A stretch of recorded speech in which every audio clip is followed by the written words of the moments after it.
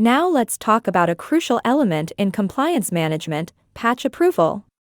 Patch approval plays an essential role in how configuration changes are rolled out across your environment.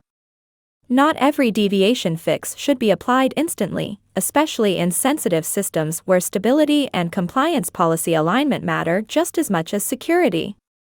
That's where patch approval comes in, giving you control, oversight, and the ability to enforce your own internal review workflows.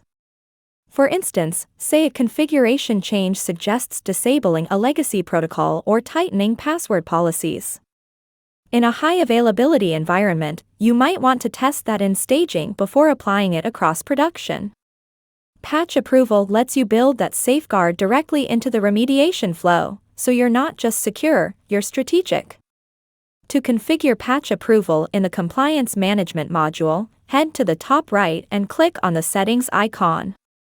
If it hasn't been enabled already, toggle on Patch Approval here. Once it's active, you'll see options for auto approval, which gives you flexibility to automatically approve fixes based on criteria you define, like rule severity, benchmark type, or even how long a deviation has remained unresolved. This is great for fast-tracking low-impact fixes while keeping manual review for anything sensitive or policy-critical.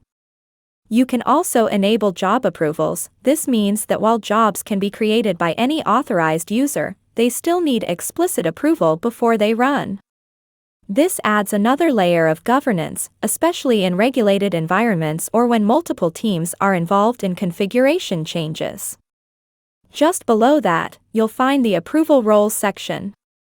This is where you define who can approve or reject a compliance fix or remediation job.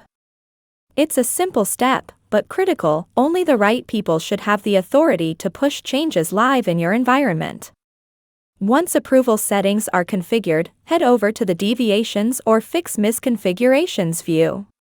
Here, just like you've done before, select the rules you want to act on. Maybe it's all critical deviations for Windows 11, or a custom tag group for remote systems.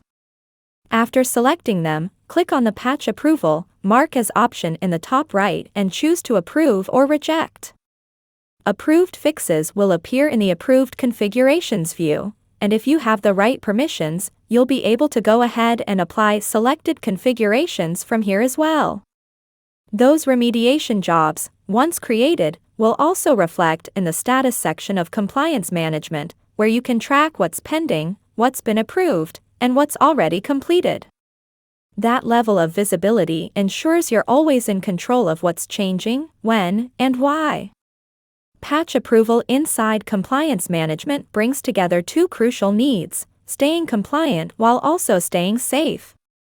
It helps you reduce risk, keep your audit trail clean, and move fast, but with clarity and confidence. To go even further, be sure to check out our videos on auto-remediation, exclusions, and SLA-based rule management. Each one will help you take compliance from a static checklist to a living, well-governed process.